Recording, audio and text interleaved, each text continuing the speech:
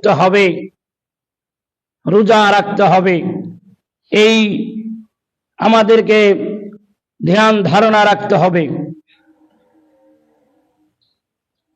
আমরা মাহে রমজান আসার আগে আল্লাহ পাকের কাছে দোয়া করব যে আল্লাহ যেন আমাদেরকে মাহে রমজান মাস নসিবে রাখেন। বলেন আল্লাহুম্মা আমিন। আর আমরা নিজে রোজা রাখব, আর যারা রোজা রাখবেন তাদেরকে আল্লাহ রাসূল বলেছেন, কোন ব্যক্তি রোজাদার ব্যক্তিকে যদি ইফতারি করান তাহলে আল্লাহ পাক ওই একটা রোজাকে ডবল করে 2টা রোজার সওয়াব আল্লাহ পাক তাকে দান করবেন। যে ব্যক্তিকে আপনি ইফতারি করাবেন ওই ব্যক্তির একটা রোজা 2টা হবে, একটা তার নিজের থাকবে, আর অপরটা যে ব্যক্তি রমজান মাসে রোজাদার ব্যক্তিকে ইফতারি করাইল, আল্লাহ পাক ওই আরেকটা রোজার সওয়াব ওই ইফতারি করার ব্যক্তিকে আল্লাহ পাক দান করবেন। সুবহানাল্লাহ বলেন।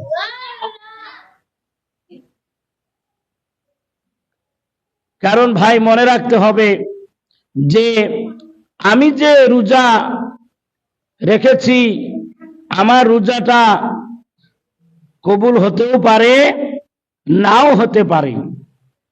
কিন্তু আপনি যদি একজন ব্যক্তিকে রমজান মাসে ইফতারি করান তাহলে ওই ব্যক্তির একটা রোজার সওয়াব আল্লাহ পাক আপনার আমার আমলনামায় দান করবেন। এই জন্য আমরা চেষ্টা করব যে নিজের রোজাগুলো যেন সঠিকভাবে দিতে পারি, আর অন্তপক্ষে 30টা রোজার যেন আমরা হক আদায় করতে পারি।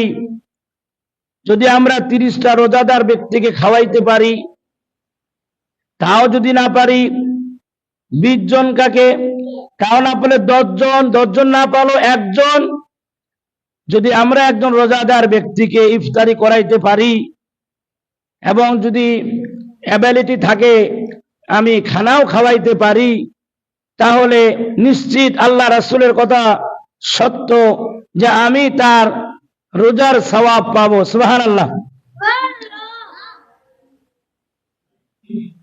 আল্লাহ নবী বললেন, ও সাহাবী, যে ব্যক্তি মাহে রমজান মাস পাইল আর মাহে রমজান মাস পাওয়ার পর মাহে রমজান মাসে রোজা রাখলো, মাহে রমজান মাসে রোজা রাখার পর মুখের মধ্যে দুর্গন্ধ আসে কি আসে না বলেন?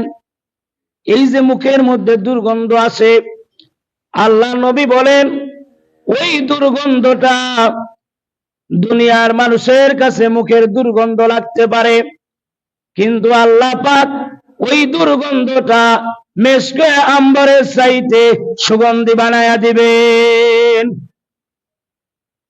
এই জন্য রোজাদারের মুখের দুর্গন্ধ আল্লাহ রাসূল বলেন মেশকে আম্বরের চাইতে সুগন্ধি। আর একজন রোজাদার ব্যক্তি সামনে ইফতারি নিয়ে যখন বসে পড়বেন, আল্লাহ পাক ডাক দিয়া বলেন, ফেরেশতা কে কোথায় আছো? ও আমার ফেরেশতা, তোমরা তো আমাকে বলেছিলে দুনিয়ার জমিনে আল্লাহ মানুষ সৃষ্টি করতে হবে না, আমরাই তো তোমার ইবাদত করি। আমি তখন তোমাদেরকে বলেছিলাম ক্বালা ইন্নী আ'লামু মা লা তা'লামুন, ও ফেরেশতা আমি আল্লাহ তাআলা যা জানি তোমরা তা জানো না। দেখো রে দেখো ফেরেশতা, এই যে বান্দারা সারাদিন না খেয়ে রোজা রেখে এই বান্দারা ইফতারি সামনে নিয়ে ইফতারি লাড়াচাড়া করতেছে, ও আমার ফেরেশতা বলো তো এই রোজাদার ব্যক্তিরা কি আমি আল্লাহকে দেখেছেন? ফেরেশতারা বলবে না, আল্লাহ আপনাকে তো দেখে নাই।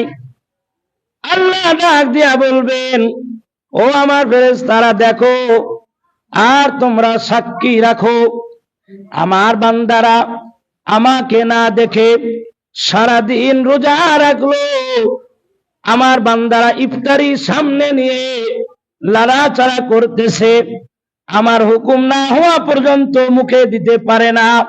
তোমরা সাক্ষী রাখো এই মুহূর্তে আমার বান্দা বান্দিরা ইফতারি সামনে নিয়ে যে দোয়া করবে, আমি আল্লাহ বলে দিলাম রোজাদার ব্যক্তির ইফতারি সামনে নিয়ে দোয়া করলে আমি আল্লাহ পাক সেই দোয়া কবুল করব, ফেরত দিব না।